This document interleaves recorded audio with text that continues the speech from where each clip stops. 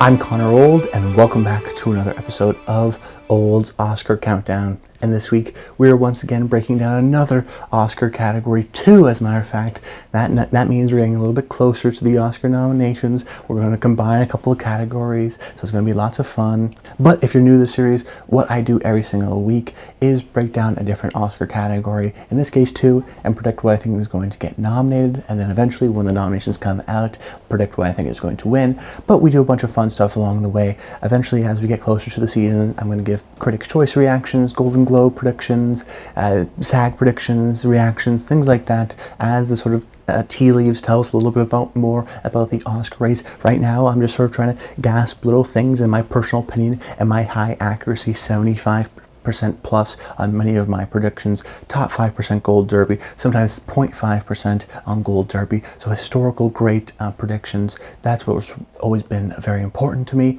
and I've continued now for 6 years. But as always, I'd love for you if you could comment below, let me know your predictions, and also like the video so we can help this channel grow. It means a lot to me, so I'd appreciate if you would do that.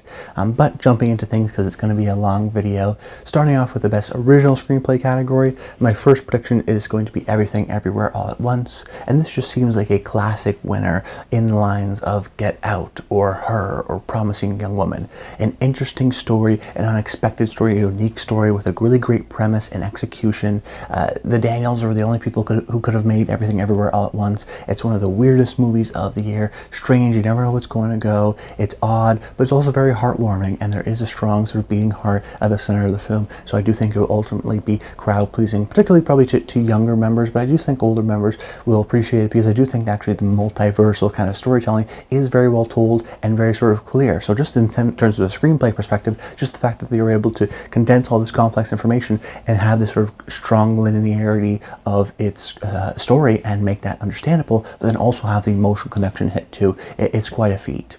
And I have it as a winner right now just because it does seem like a classic winner. And if I'm looking at all of its sort of scenarios and all of its potential winners, I do think this is the likeliest chance of it winning in one of its many categories. You know, supporting actor for Ke Huy Quan, it's a serious contender there. I still think it could be a serious contender in Best Lead Actress as well.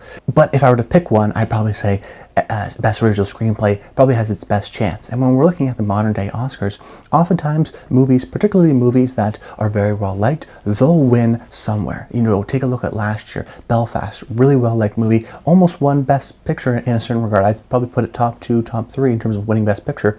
It didn't get any awards. It doesn't look like it was getting any awards. And then boom, what happens?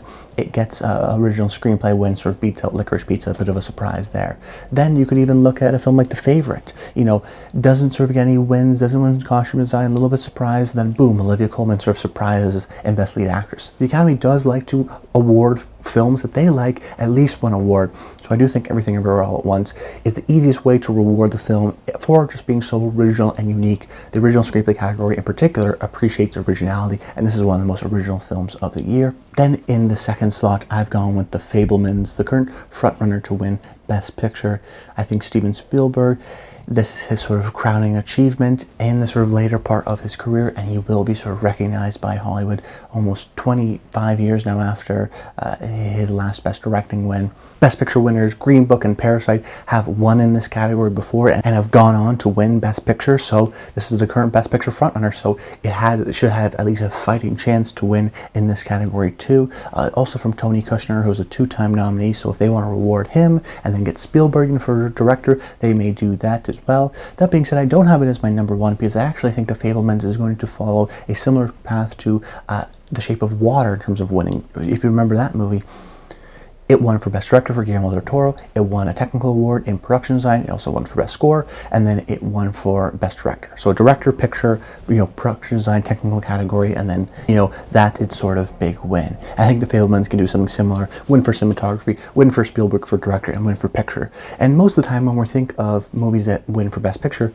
we're thinking of movies that win for screenplay and also win for acting of some sorts, because that kind of makes sense if you think about it. Troy Kotsur was the face of Coda when that won. Mahershala Mahershala Ali was the face of Green Book and Moonlight when those films won, there's always got to be some sort of recognizable face. Now, when you think about the Fabelmans, it's actually not any of the actors, which is why I don't think any of the actors are going to win, but it's the director. When we think of The Shape of Water, I actually think of Guillermo del Toro and his vision and his sort of, creature romance there.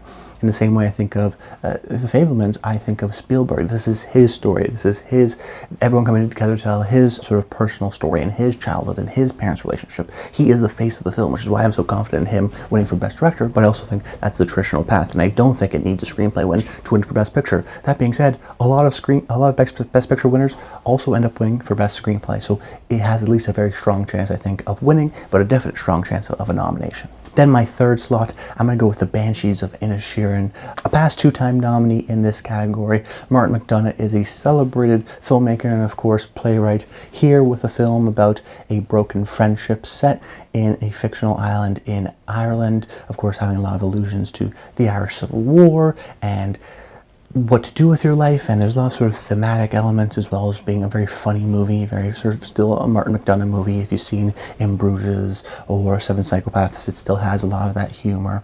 And I do think that Martin McDonagh, while I don't think he's going to get in for Best Director, I do think he'll definitely get in for a screenplay, just the fact that he's been a past two-time nominee. This is a very well-liked movie. The screenplay is probably the best strength of the film in just how it evolves. You're not exactly sure always where it's going. It's funny, it's unexpected, then it becomes sad and sort of dark and depressing, and so there's got sort of multi-layers to it. And then of course Martin McDonagh is a playwright as long as being a screenwriter, and he's known for his writing. He's got that signature kind of style in the same way Aaron Sorkin has a style, in the same way Quentin Tarantino has a style. There's a similarity there for McDonagh to get nominated here. And frankly, this is a serious Oscar contender, and it's very rare for a serious Oscar contender, particularly with a possibility of 4 acting nominations, to not get in for screenplay. It just makes too much sense. Book it. Martin McDonagh's Banshees of Inisherin will get nominated here.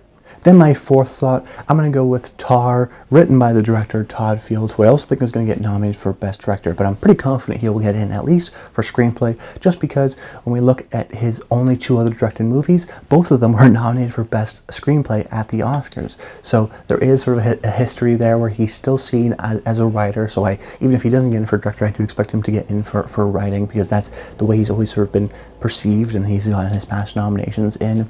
And then furthermore, if we really think Cate Blanchett, the actress of Tar, is going to win, well then there's a high likelihood that the screenplay will also get nominated. Because if you look at all of the 4 categories, what I did was I looked at all of the 4 categories for the past 10 years, the 4 acting categories, and 78% of the winners also had their movie's screenplay nominated. So we'll have an occasional Renee Zellweger for Judy or Julianne Moore for Still Alice, in which their movie gets nominated for their performance, it wins, but it doesn't really get a screenplay nomination. But 78% of the time, most of the time, 7 out of the 10 of the past 10 years, if you look at the Best Supporting Actor category, 10 out of the 10 of the winners also had their movie screenplay nominated. There's a direct tie between acting and screenplay, so that's very important. So if we really do think Cate Blanchett is going to win for Best Actress, which is my current prediction, then we should therefore think Tar should get nominated. So I don't think Tar is going to be a big Oscar contender in terms of potentially even winning Best Picture, but because I'm pretty confident in Cate Blanchett being a strong contender in Best Lead Actress,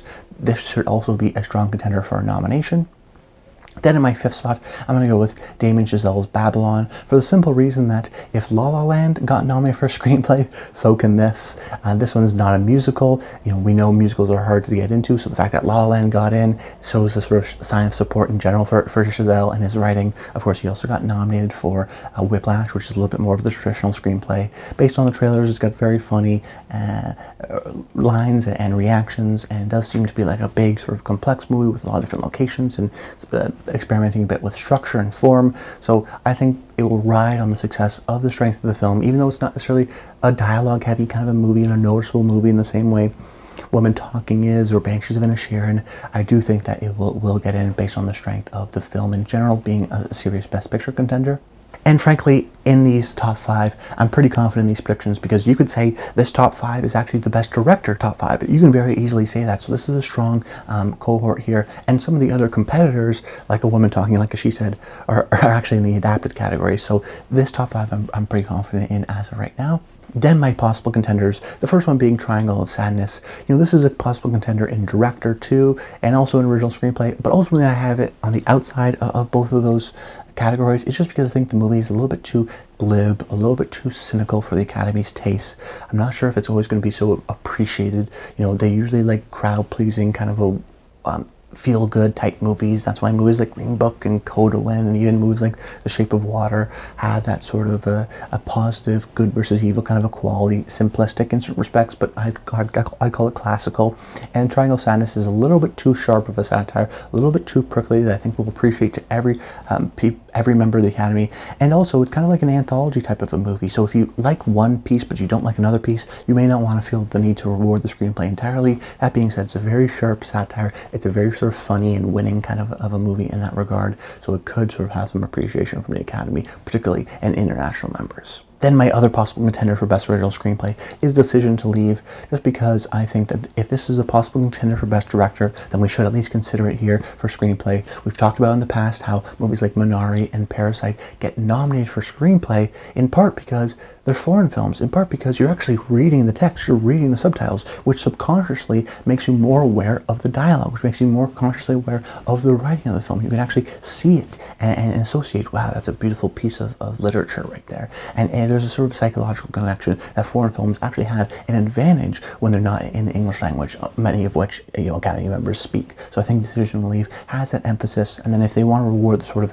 unique structure, kind of a cryptic style of storytelling, and there's just general overall control of Park Chan-wook, and they don't feel the need to necessarily nominate him director, they may go for Screenplay. That being said, I really do feel confident in my top 5, and I think that will be the top 5 at the Oscars. Then jumping into Best Adapted Screenplay, my first prediction and presumptive winner is going to be Women Talking, written by Sarah Polley, based on a novel. This is a classic Best Adapted Screenplay winner in the sense that the novel was well celebrated. This film is also going to be well celebrated. She's taking a lot from the novel, but also making it her own and making it a little bit feel more modern in how it's spoken, and of course condensed into that 2-hour period. And very simply, this is a film about women talking. This is a film about speech and dialogue and debate. The sort of words and the language and the literature of the film is so tied to the screenplay. That's the success of the film is because, if you like the film, it's because you like the sort of talking. The camera work isn't sort of super visually dynamic. It's static at certain points. The emphasis of the film is on the screenplay and it is on the performances. And so there's a tie there. Plus, if the film does get nominated for Best Director and is a serious Best Picture contender and does potentially win for Best Supporting Actress, then I think this has a very strong likelihood, of course, getting nominated and even winning if this is a serious contender for Best Picture, if this is its path, winning for Claire Foy or Jessie Buckley, and then getting a screenplay and then getting picture. I don't think that's going to happen ultimately. I think this is probably going to be its only win of the night, but I wouldn't be surprised if it does have that sort of a path.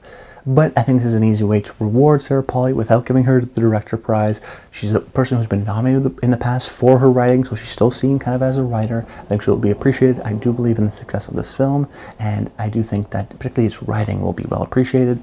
Then my next spot, I'm going to go with She Said in my number 2 spot because it's a classic investigative journalist movie, and particularly when it comes to these types of movies, their screenplays are often well celebrated. Think of All the President's Men or Spotlight, both winning for their screenplays. Or think of movies like The Killing Fields or Bridge of Spies or The Insider, all sort of investigative journalist type, kind of lawyer type movies that got nominated for the best screenplay, either adapted or original. So there is sort of an appreciation for this kind of a category, this type of a movie, and She Said is very much a traditional investigative journalist movie. And when you watch the film, you know that it's very much based on how things are said. It's about how you try to empathize with these people through the words choice that you use to get them to come onto record. And it's about journalism, it's about writers, so I'm sure the writers will appreciate that kind of investigative journalism in today's world, and that kind of a story and stuff that's still being able to be done. And just in general, if you think of an investigative journalist movie, because it's still kind of a mystery and you're still trying to unravel things, it's kind of a very propelling storytelling type, so the script is very noticeable in that sense. And because the film is pretty generic-ish, grayish in terms of its visual style, the emphasis is on the performances, is on the screenplay, and I think therefore that will be recognized. And I do think this is a Best Picture contender in terms of getting nominated, so that helps as well. Then my third pick, I'm going to go with Glass Onion, the sequel to Knives Out. If you remember, the first Knives Out actually got nominated for Best Original Screenplay. So there's a little bit of a sign there that, hey, Kate, the original got nominated. The sequel could get nominated too. Now, it's at number 3 just because sequels usually are not as well liked within the Academy. That being said, this is a weaker year for this category. There's not too many Best Picture contenders that will be in this category in terms of competing, and the ones that are in sort of Best Picture contention, things like Avatar or Top Gun, they're big blockbusters without a focus on their screenplay, more so on the action and the visuals. So I do think certain movies like Glass Onion will be sort of campaigned hard in these categories just to get a nomination, particularly because Netflix doesn't really have a big Best Picture contender this year in the same way that they have in the past few years. So they're going to try to rack up as many nominations as possible. They spent a lot of money on buying this Knives Out franchise. They're going to want to get at least some prestige, so they're going to push hard for this. And if you've seen the film, you know that the film is very much similar to Knives Out. It has that sharp satire, it has that murder mystery, it is a very engaging, dialogue-heavy, performance-heavy, noticeable kind of a script of a movie because of how the structure is and how it's a mystery film. So therefore I think it will be appreciated in that regard, in the same way that the first Knives Out was, and in a weaker year this year, having some familiarity, having some populist appeal, with being a strong campaign by Netflix, I do think that it will get in for Rian Johnson, Glass Onion. Then my fourth slot, I'm going to go with The Whale, the latest film from Darren Aronofsky, of course, about a 600-pound man who's a bit recluse, who's trying to reconnect with his daughter in sort of support with his nurse/friend, played by Hong Chow. I think this will get nominated, and the same reason why I think Tar will get nominated, because 78% of the acting winners had their film nominated for Best Screenplay. So if you think Brendan Fraser is going to win for Best Actor, then The Whale almost needs to be nominated for Best Original Screenplay. I also think it's a contender for Best Picture, so that will help it here too. Ultimately, I don't think it's going to get in. I think it's probably going to get in for Fraser and Screenplay and maybe Hong Chow and sort of just miss out on Picture, but it's still a potential contender for Picture. I do think this will be sort of an empathetic and an emotional film for a lot of people. Of course, Brendan Fraser, the narrative of him coming back, that's a great story, so there will be some appreciation of it there as well. And based on a play, and the person who wrote the play is also wrote the screenplay. So that's been successful for people like Kemp Powers for One Night in Miami, who wrote the play and got nominated for One Night in Miami. In the same way, August Wilson, who posthumously got the nomination for Fences, but he wrote the play Fences, and then of course wrote the screenplay version of it as well. So there is a connection there of an appreciation, because I think the Academy appreciates that, hey, it's the author of the play actually writing the screenplay, and that's sort of the connection there. So there's sort of a symbiosis between the play and the film. I think there's going to be an appreciation on that regard as well. But it's just a little bit down here in 4 because I'm not confident the film is going to get in for Best Picture, and because sometimes the Academy is a little bit allergic to plays. They much rather, for some reason, nominate movies that are adapted based on books, because plays can be a little bit sort of theatrical in a sense, but I don't think this film is. It is more of a quieter, subtle film, so I don't think that it's going to be noticeable that it was even based on a play. Then in my last slot, it's very up in the air. I wasn't sure what to pick, but ultimately I went with Living, the Bill Nighy movie, and I went with this because I think Bill Nighy is going to get nominated for Best Lead Actor, so that helps the film. I think in general the film has, of course, it's been getting great reviews. It's a simple, sweet, but very effective remake of Ikiru. Also notably is that the screenwriter is Kazuo Ishiguro, who was a long-time, well-celebrated novelist of Remains of the Day and Never Let Me Go, and he's written a couple of screenplays, but this is his sort of first screenplay in many years. And the film has a lot of speeches, has a lot of sort of simple life poetry in many regards, so it brings attention to some of that dialogue through the speeches, through the performances. So I think the fact that it has strong critical reviews, a sort of celebrity screenwriter in the sense of Kazuo Ishiguro, and then also has that acting connection with Bill Nighy potentially getting a nomination, I think ultimately that's the reason why it sneaks in. Then in terms of my possible contenders, the first one's going to be The Son. This one could definitely get in because this is the latest film from Florian Zeller and Christopher Hampton. Christopher Hampton, who wrote the screenplay, won for Best Adapted Screenplay for The Father just 2 years ago. So now this is his follow-up, once again re-teaming with Florian Zeller. Christopher Hampton himself is a 2-time winner, and 3-time nominee, so he's an appreciated screenwriter when he does do stuff. My concern ultimately, why I have it on the outside, is that it didn't get a lot of critical reviews. I don't think it's going to do super well in terms of the Academy. I think it's going to be sort of seen as overwrought and melodramatic, and just because of its sort of lack of critical reviews and sort of losing its steam throughout the award season the way it goes, I think there's going to be not enough people seeing it to actually get that nomination. That being said, it has Hugh Jackman getting nominated, I think, for Best Lead Actor, so there's a connection there in the same way Bill Nighy has that connection with Living, but just based on critical reviews, I think there can be less people that do like it, and that may hurt its overall chances, but it's still a possible contender for sure. Like I said, this last slot's really up in the air. And then my other possible contender is White Noise. Once again, from an established screenwriter, a two-time nominee in Noah Baumbach. His last film, Marriage Story, did very well at the Oscars. White Noise, I don't think will do as well. It's based on Don DeLittle's novel White Noise, sort of unadaptable novel White Noise, and it is kind of messy and cryptic and hard to pay attention to at times because it's kind of all over the place, at least based on reviews, which is why I think the film has gotten, a lower than expected Rotten Tomatoes. But Netflix may want to campaign just to get that nomination. That being said, I don't think this is going to be a very popular movie. I think it's kind of a hard movie to watch and to pay attention to and just to follow. So people may knock its screenplay because it's kind of have all these different disparate elements that's hard to follow. That being said, Baumbach is a brand at this point, so he has fans, he has some appreciators, and in a weak category, and particularly in this fifth slot, it could sort of push it in. So ultimately, I went with Living because it has just the critical reviews and that acting connection. But White Noise and The Sun, because of their lack of sort of positive critical reviews, they could sort of be on the outside. But based on the fact that they have, established people in Christopher Hampton and Noah Baumbach, that could push them over the edge and get them a nomination. But that's about it, guys. I hope you enjoyed the video. Make sure you comment below. Let me know your thoughts on the Best Adapted and Original Screenplay category. What are your predictions? I'd love to hear them. I'd love to debate and talk about it in the comments down below. There's lots of ripe for upset in these categories. We'll see strange things like Borat and The White Tiger get nominated. So there's always these sort of fun long shots that we can bet on. So I'd love to hear your thoughts in the comments down below. But that's about it. Until next time, stay tuned.